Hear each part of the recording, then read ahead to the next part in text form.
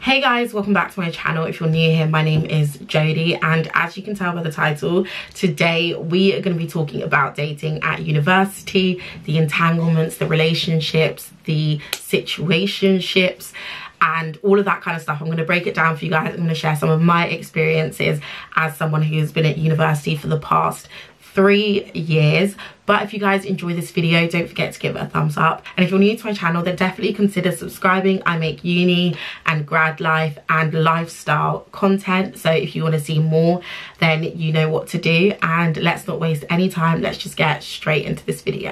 I'm going to put my disclaimer out here, right now.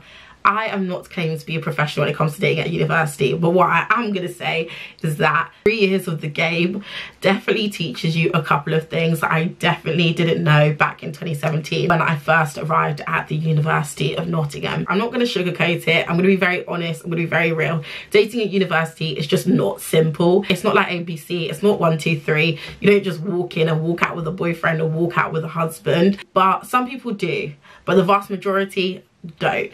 And I think it's really important before you get to uni to be well aware of the fact that the reality for most people is they don't meet the love of their life, they don't meet the man of their dreams, they just meet a lot of life lessons, and that's all right. And I think you shouldn't put too much pressure on yourself. You're not Dora the Explorer. You don't need to go to university and hunt for a man. Obviously it's normal that you will meet people, you might date people, you talk to people, you might end up in situationships, relationships, but this video isn't a video to like help you get into a relationship or help you find the one or help you find a man. This video is more to like give you the full 1-1 on like how dating works at university, or my experience of how I found that like dating works. So I thought I should start off by kind of like breaking down the different levels of dating at uni. So this is like my interpretation of it. You might agree, you might wholeheartedly disagree. It is what it is. So obviously you have like hookup culture, one night stands. I feel like everyone knows about that like vibe at uni, but there is a hookup culture at uni. You don't have to be a part of it, but it does exist. I'm not going to pretend like it's not a thing. Hookup culture is very real. And then you also have what I like to call doing a thing. It's not hookup culture because it's not a one night stand. It's more the fact that you hang out with the person. I say hang out in a very loose way. They come to your accommodation, you go to their accommodation, you talk here and then, but it's not like a fluid long-term thing, and it's not like you're building something or there's like an end goal to like a relationship or to being something more. It's just, yeah, a thing. That's literally the best way to describe. That's literally the only way I can describe it. You're doing a thing. And often you'll hear people say like, oh, I did a thing with so and so, or that's the guy I did a thing with, because you will see them again, unfortunately. That basically means that like it wasn't anything like deep or serious, but it wasn't necessarily just like hookup culture, if that makes sense. So what I like to think comes next is kind of like the entanglement situationship thing. I feel like entanglements is basically unrequited love, if you ask me personally. The way I interpret entanglements is basically like there's heavy emotions coming from one person more so than the other. And then situationships, I think, are more so you do everything for a person that would be done if you were in a relationship, but they refuse to claim you and they deny you, like Judas. They refuse to ever make it official. They refuse to commit to you solely. Yeah, and then obviously you have relationships.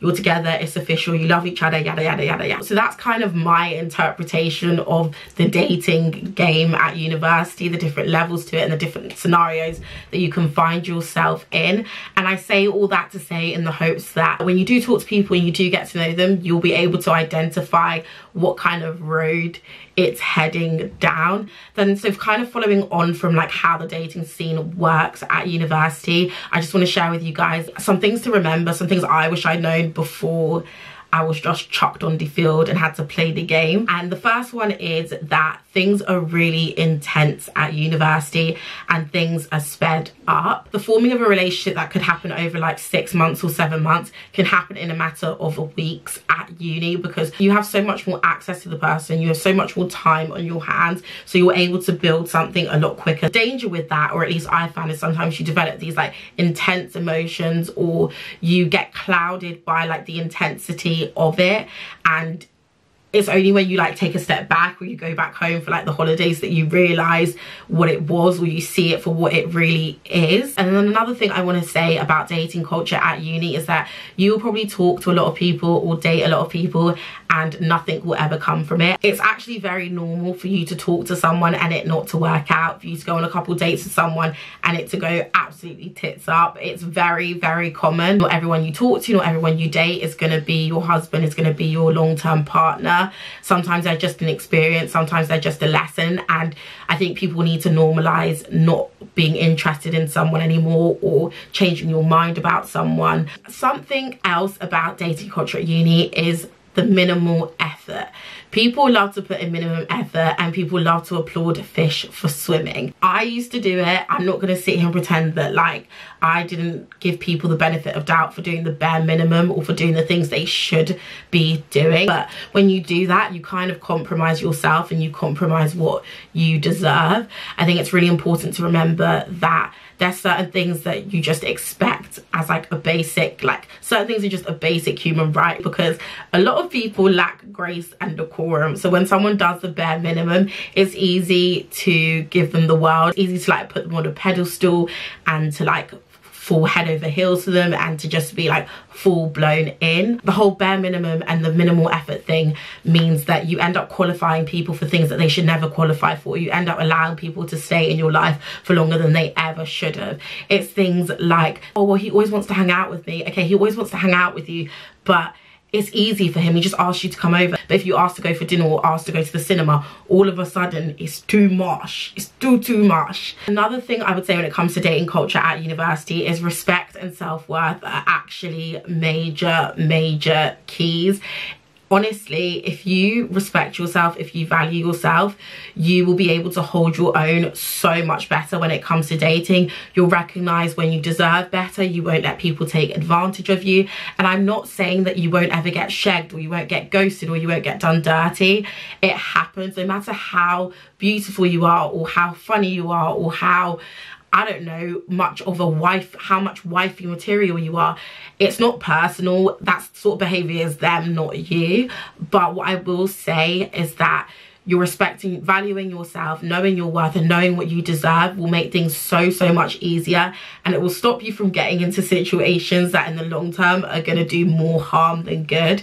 And I'm saying this as someone who has done both sides of the game of not really valuing myself and not really respecting myself and allowing people to treat me in ways that should be illegal, and then also the other side of just turning around to someone and saying, do you know what, I actually value myself, I care about myself and I deserve better. I'd rather not have you in my life. I'd rather have no one in my life than tolerate the BS that you're bringing. I'm gonna need you all to pull up a chair for this one, okay?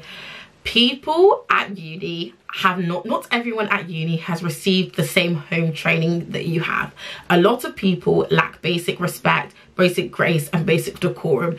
A lot of people don't know how to hold it down, and a lot of people don't treat people the way they should be treated. I think the main thing to remember with all of this is that it is not about you. If someone chooses to treat you badly, it doesn't mean that you're a bad person. It doesn't mean that you're not good enough. It doesn't mean that you need to change things about yourself.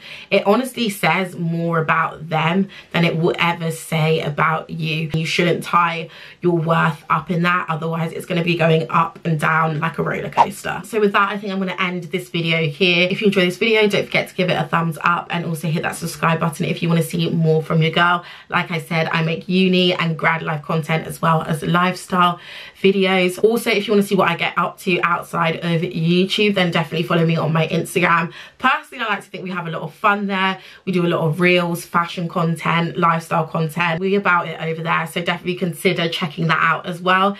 And I will see you guys in my next video. Bye.